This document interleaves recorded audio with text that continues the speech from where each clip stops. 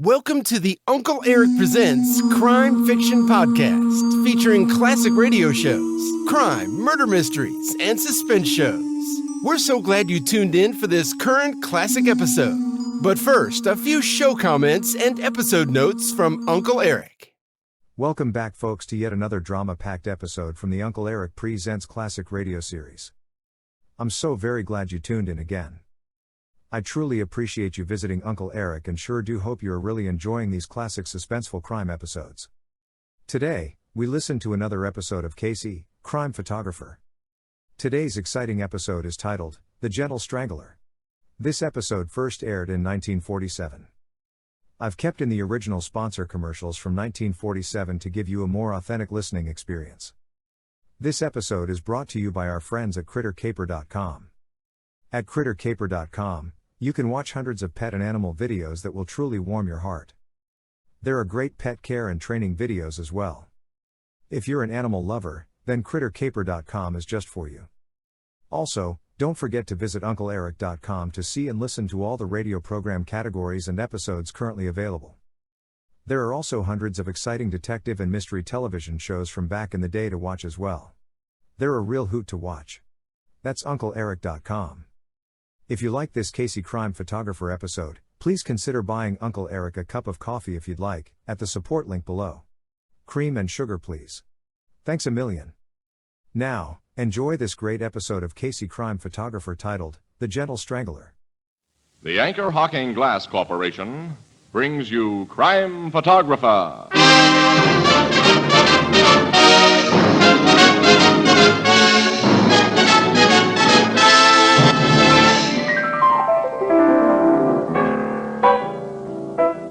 Gee, it's hot today, Casey. Here it is, only April 24th. April 24th, the anniversary of Ethelred.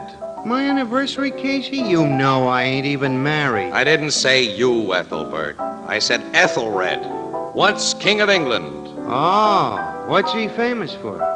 Oh, who knows? But everyone knows what Anchor Hocking is famous for. Anchor Hocking is the most famous name in glass.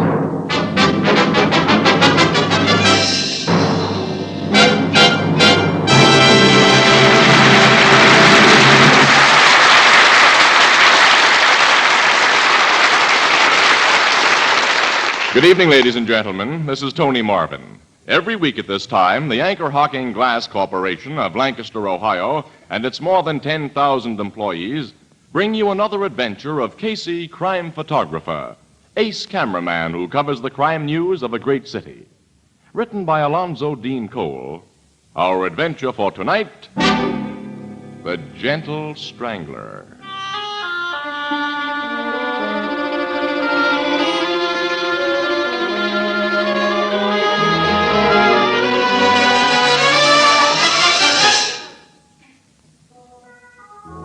April, spring, around 9 o'clock in the evening. A quiet neighborhood. From one of these homes, a dignified, white-haired gentleman emerges and strolls leisurely down a tree-lined avenue. A man appears from the shadow of one of the trees and... Pardon me. Can I beg the favor of a light? Light? I wish to smoke. I have a cigarette and no match. Oh, certainly. My lighter. Thank you. You are Judge Whitcomb, are you not? Yes, yes. I've seen your picture in the papers. Really? May I walk with you to the next corner? If you wish. Good evening, Judge. Oh, good evening, Dr. Crawford. Beautiful night. Lovely, lovely. Spring is finally here. Yes, yes. Spring. The end of winter. The beginning. I don't recognize you, sir. You live in this neighborhood? No. I do not live anywhere. I beg your pardon? I say, I do not live. I do not understand. You will, because the dead do not live. The dead? Yes, Judge Whitcomb. This clump of evergreens here. They are the dense. They cast deep shadows. Why are you choking me?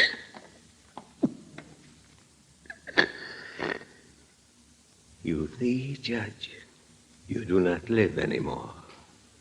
You do not live.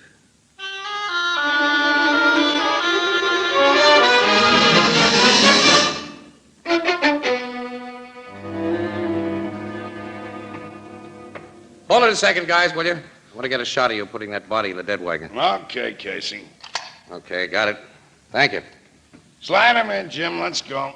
Now, Logan, how did old Judge Whitcomb get it, huh? Oh, the captain's just been telling me he was strangled, Casey, by a person unknown. Strangled?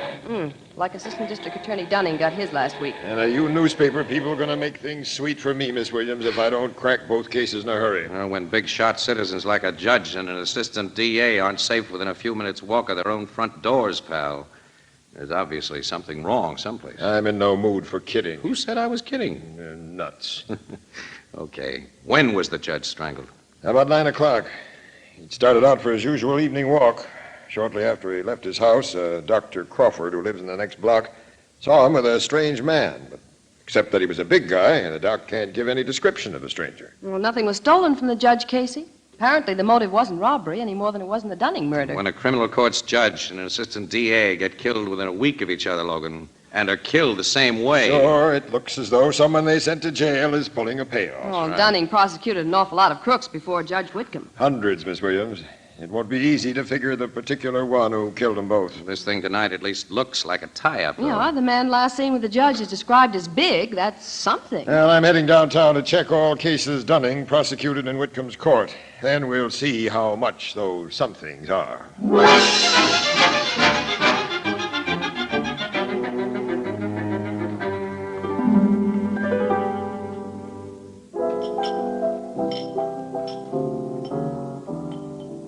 Joe, will you take care of that lady over at the table? She wants a glass of half and half that's a third ginger ale. Oh, such people come in here, Miss Williams. They ask for the darndest things. I'll have another glass of water, pal. There, you see what I mean? Mm-hmm. Your pretzels, Ethelbert, have given him a thirst. That's the idea of having pretzels on the bar. But a thirst for water don't pay our rent or our license. I'll tell you what. I'll come in here someday and buy a beer, Ethelbert. That is, when the price comes down. Have a pretzel, Annie? Mind if I do? While you two are eating up the profits, what's new on them strangling cases? Don't you read the papers? Sure I do. And I think it's a crying shame the way they're all picking on Captain Logan. You and Miss Williams told me he ain't got a single clue to work on outside of the idea that Dunning and Judge Whitcomb was killed by the same man. Yeah, well, that idea's beginning to pay off now, Ethelbert. Logan made an arrest this evening. He did? Yep. And it looks as though he has the right man. Well, tell me about it. Well, about 8 years ago, Lloyd Dunning prosecuted a crook named Rankin before Judge Whitcomb on a burglary charge and got a conviction. And the judge gave Rankin the limit. Rankin claimed he'd had a raw deal, made a lot of big threats. He was released from prison just a week before Dunning was strangled. He's a big man, and he has no alibi for the times when the killings took place. Have another pretzel. Thanks. A little more water, Ethelbert. For both of us. You know that water's on a meter, don't you? This is becoming an outright swindle. Hey, you better fill the pretzel bowl up, too. We're touching bottom down here. Okay, but... Oh, excuse me, there's the bar phone. His pretzels were saved by the bell, Annie. Blue Note Cafe, Ethelbert speaking. Yeah, he's right here. Your city editor, Casey. Uh-oh. All right, give me it. Take it. Hello, Burke. Wait a minute. Oh, now, Burke. Well, okay, all right, I got a pencil ready. Go ahead, shoot. Alleyway on Market Street, just south of 12th. I got it. What? What's happened there? What? We're on our way, Burke, right now. What is it, Casey? Another strangling, Annie. Another? A detective got it this time, and Rankin didn't do the job. He's locked up in jail.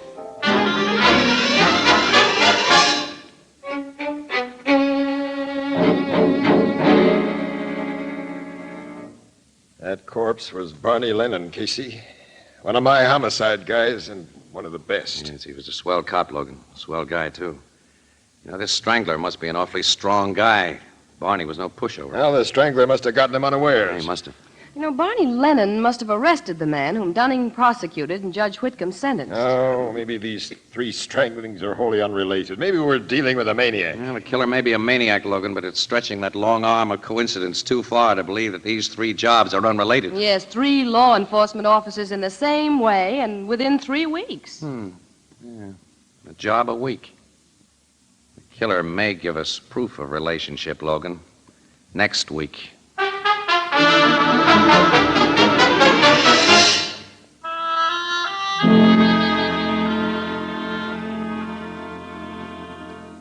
Look, Mr. Candido, never have I offered anyone such a bargain in my shop. An almost new speed graphic camera with a double plasma lens. Jake, I need another camera like you need 12 toes. Dan, sell one of your old ones. I'll make you a trade.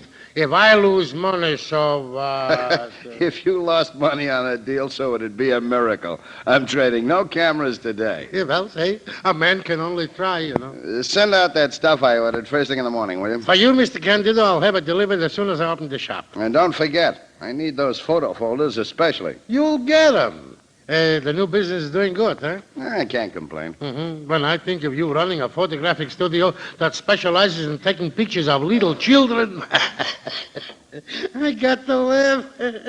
You who used to be a press photographer taking shots of fires and accidents and political conventions. It was those conventions that made me decide to leave the newspaper business.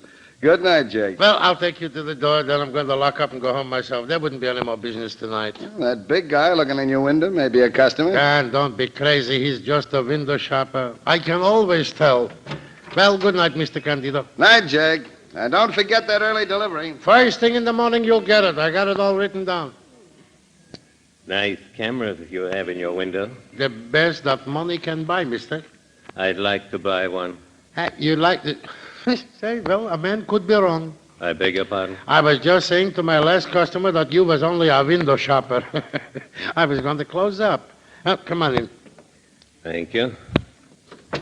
You are the proprietor of this? It's me. Now, what kind of camera can I show you? Do you keep other things besides cameras? Anything for taking pictures, I got it. Where? This store is so small. I got a big stock room in front. Before I select a new camera, I had in mind an enlarger. Well, I got that big stuff in back. Now, what size do you want? Now, bring it out.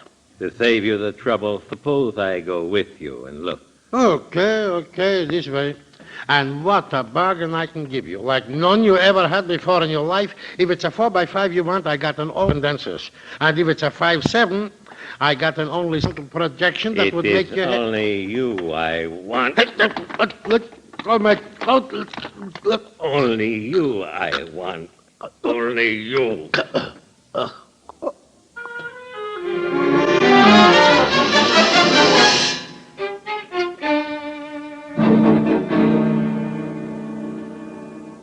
This strangling proves we're dealing with a madman, Casey. This Jake Blumberg had nothing to do with the law. He simply ran a little camera shop.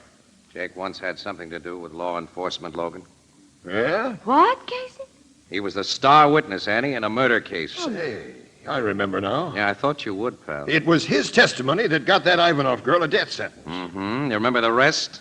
Barney Lennon arrested her. Dunning prosecuted her. Judge Whitcomb sentenced her. Right. Casey. Yeah. I'm the guy who dug up the evidence against her. I must be next on the Strangler's list.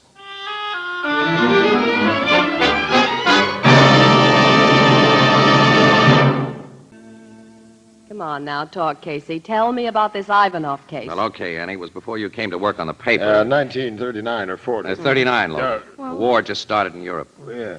Well, a gal named Irene Ivanov was suspected of poisoning some guy. She handed him a poisoned cocktail But, one Casey, what did you have to do with this case? Casey discovered that Irene Ivanov had bought the poison at Jake Blumberg's camera shop in the form of a chemical used in developing photographs. Now, he got Jake to identify her, and that convinced a jury. Assistant District Attorney Dunning, Barney Lennon, and I were able to show that the Ivanov dame never even snapped a camera shutter in her life and had no legitimate use for photographic supplies. Before Judge Whitcomb could sentence her, she committed suicide. Suicide? Yep. Got hold of a razor blade in jail and cut her wrists. When her mother heard the news, she had a fatal heart attack, and they were buried together. Now, this Irene was an only child. But, Casey, How does the Strangler tie in with this? You say the Ivanov girl was an only child, and that she and her mother are dead. Mm-hmm. What about the father?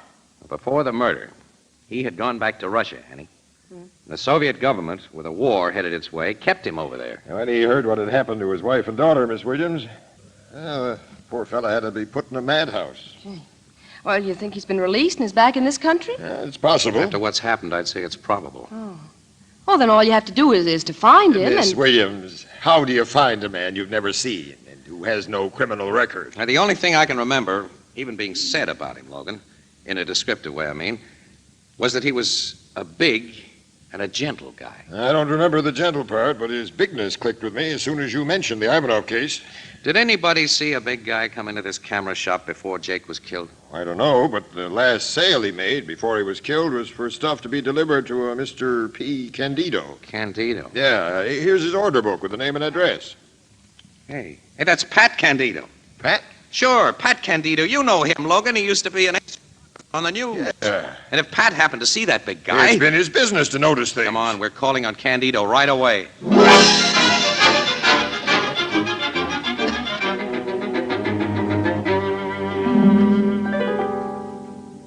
A medical examiner says that Jake was killed at about 7:30, Candido. You say you left his shop at about that time? Yes, Jake said he was closing up his place and going home. But I saw someone go in right after I left. What did he look like, Pat? He was big, Casey. That's all I can tell you about him. Oh, well, you got to tell us more than that, fella. That guy was Jake's murderer. Now think, come on. I've been thinking. He was just a big guy I saw looking in a window and never expected to see again. And you were supposed to be a hot press photographer before you got soft and went into the baby picture racket. You were supposed to have a nose for news. Oh, was my nose supposed to tell me he was going to commit a murder? Oh, I'm sorry, Pat. Well, I'm sorry I let you down, Casey, but I just don't remember. Wait a minute. That big guy has eyes like a baby's. Like a bit? What do you mean? I take pictures of young kids all day, and, well, the babies, the infants, their eyes are different. They seldom focus when they look at you. They seem to look through you and all around you and not at you. Yeah, I know what you mean, Pat, but that isn't much help. Is that the best you can do for us, huh? That's all I can do for you. Yeah, well, thanks, pal. It's at least more than we had before. Well, now, that isn't enough to give Casey warning of a man who undoubtedly intends to strangle him next week. Now, what are you going to do about that, Captain Logan? Don't worry, Miss Williams. Casey won't be alone any moment of the day or night from now on. Huh? What do you mean I won't be alone? Pal, I'm not particularly concerned about your skin. But I want to catch a murderer, and you're bait. Wherever you go and whatever you do, a cop will be right beside you.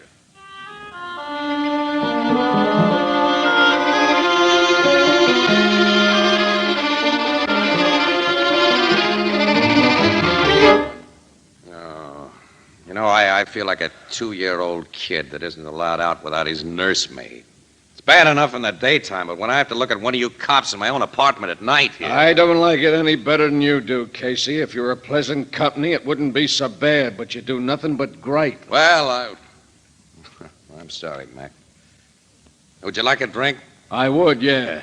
But if I touched a drop and the captain found it out, I'd be back to pavement pounding in a uniform. When he gives orders to guard a guy, he means you don't do it with liquor under your belt. Nuts.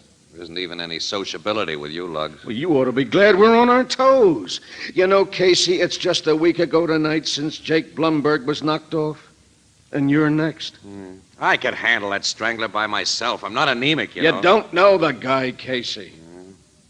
Wonder if Ivanov has a Russian accent. No, it isn't likely. He was brought to this country as a kid and lived here most of his life. Yeah, that's right. Well, it's almost midnight, Mac. Yeah. I start work tomorrow on the 8 a.m. shift, so I might as well hit the sack again. I'll be able to do a little sleeping myself tonight. Hope my relief shows up at 12 sharp. Who is your relief tonight? Oh, some guy named Norris. I don't know him. He's a uniformed cop from the precinct house. Uniformed cop? Yeah, Detective Bureau hasn't enough men to do all its work right now, Casey. We homicide guys especially have more than we can do. I know that. Of course, a plain-clothes guy like me will pick you up in the morning. That'll be something I'll look forward to. Yeah.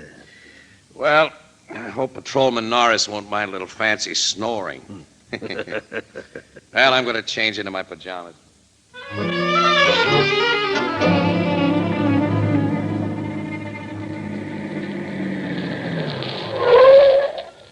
All right. right, this is the place, Norris. Casey's Apartments 3B. Thanks for giving me a lift here, Lieutenant. It's all right, I was going this way. Now remember your instructions, lad. No sleeping on this job. Keep your eyes open and your ears working. Anything happened to Casey while you're on duty, it'll be too bad for you. And if you're lucky enough to nab the strangler, you can store away that uniform and get yourself a detective shield. I'll be on the job, sir. All right, you find a drive-it-yourself elevator back of the lobby stairs. Good night, Norris. Night, Lieutenant.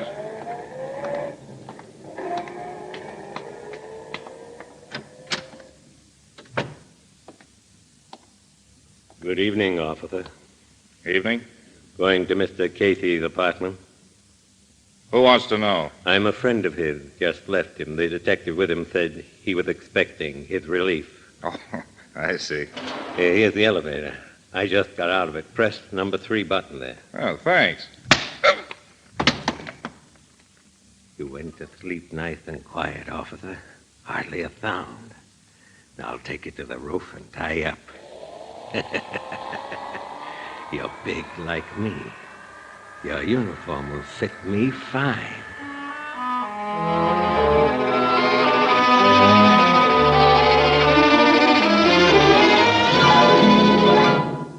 That relief cop is over 5 minutes late already, Casey. Well, you're actually off duty now, Mac. How about that nightcap? No, thanks. Not till the guy gets here. Here I'm all ready to hit the beauty rest, and you keep me up because I want to give you a little hospitality before you shove off. Well, there's your relief. No, now I'll get him. Yep. Keep away from that door, Casey. What do you mean? It just might be the bird I'm guarding you against. Oh, nuts. Who's there? Officer Norris, 23rd Precinct. Okay, just a minute. Cop with a lisp. One of our best dicks on the safe and loft squad stutters. Yeah, I know him. All right, come in, Norris. Thanks. I'm your relief. Yeah, and a late relief. I'm sorry, it couldn't be helped. Yeah, well, I'm sorry, too. All right, give me that nightcap, Casey, and I'll get out of here. Okay, Mac. How about you, Norris? No, thank you. I guess you know your orders. Yes. You know, I never run into you before, Norris. My name's McAvoy. Nice to know you. I'm Casey. Nice to meet you. Thanks. Here's your poison, Mac. Oh, thanks, Casey. Well, here's how. How? Well, I'm heading for home now. You lock the door when I go out, Norris, and take care of this lug Casey. I'll take care of him. You'll find me a pain in the neck, but you'll have to stand for that. Sock him if he gripes too much and put him to sleep. I may do that. Go on, get out of here, Mac. Yeah, I'm on the way, Casey. Good night. Good night. Good night. Now, I'll lock the door. I'm going to bed, Norris. There's a lot of magazines on that table for you to read if you want. Some books in that case and this bottle. Help yourself to all of them. Thanks very much. You got a long, dreary night ahead of you. All nights are long. Well, I'd hate to have your job, sitting up guarding a guy that snores. Maybe you won't snore tonight. You're an optimist. Well, good night. Good night. Say, Yes? how did a guy like you ever decide to be a cop? It was a means to an end. What end? Excuse me, I'm getting kind of personal on such short acquaintance, but you seem such a gentle sort of fella that Gentle. Why do you look at me like that, Mr. Casey? Just sizing you up. How do you size me up? Okay. You're okay. Think I'll have a nightcap. I prescribe it. Sure you won't join me? No, thank you. Detective McAvoy should be out of the building now, well on his way home, don't you think? Yeah. I think so, too. And since we won't be disturbed... No, you don't! My eyes! The whiskey! Yeah, I've got a full glass right in them. Ivanov. I've got my hands on you now. You'll die like the others who killed my daughter. Hey, you can't move so quick. But you're not going to strangle me. I can see. Again, I have a gun. You won't use it, though. How was that for size? Now try this on your whiskers.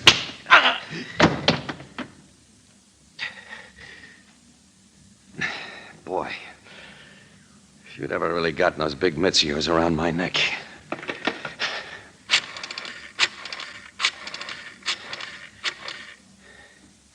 Hello, headquarters. Give me Captain Logan, will you? He isn't in, huh? Well, when he comes in, tell him Casey called. And to send a wagon up to my joint for the Strangler. Yeah, he's sleeping right now in my apartment, and I'm afraid I'll wake him up if I start to snore. Wait a minute. Give Logan another message for me. Tell him my opinion of his idea about having me guarded is phooey.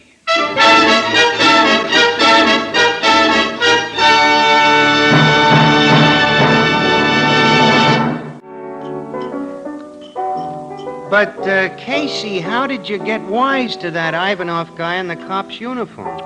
His eyes were like a baby's, Ethelbert. They didn't focus. The eyes of mad people are often like that. Yeah. And Ivanov is as crazy as they come, poor devil. He's going to spend the rest of his life in a nut house. Of course, those funny eyes Pat Candido noticed put me on guard, you see. I filled that whiskey glass just in case. I wasn't going to take any chances. Ivanov had the cop's revolver, Ethelbert, in case he couldn't take chances. Right. How'd you find the cop whose uniform Ivanov had taken? He was on the roof, tied up and gagged. Otherwise, he was okay. Ivanov had been listening outside Casey's door. He'd heard the name of the cop that was to relieve McAvoy, and that McAvoy didn't know him personally, so he just put poor Norris to sleep and took his place. Seems to me that for a crazy guy, he went about his strangling business in a pretty smart way. Well, insane people often have a very sane side, pal. And vice versa. Why look at me? I wasn't looking at you, Casey. I was looking at that pretzel bowl. Oh. Well, don't just look at it. It's empty again. Fill it up. Yeah. And Ethelbert. I know. 2 more glasses of water. Yeah. And cold this time.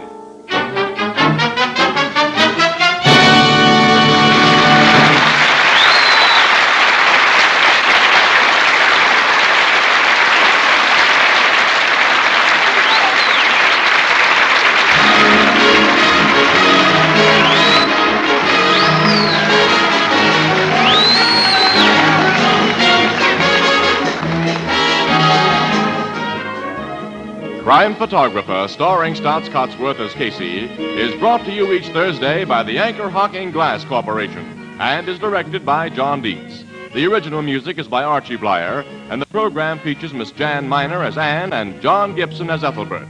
Herman Chittison is the Blue Note pianist. Thursday night on CBS is the biggest show in town, so stay tuned for exciting dramatizations on Reader's Digest Radio Edition, which follows immediately over most of these stations. Next week, part of the country goes on daylight saving time. If your area remains on standard time, tune in your favorite radio program, Crime Photographer, 1 hour earlier.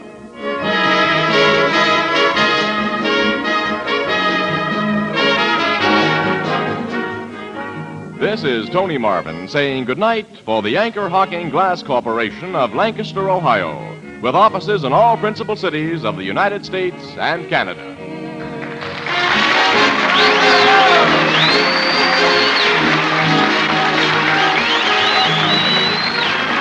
This is CBS, the Columbia Broadcasting System.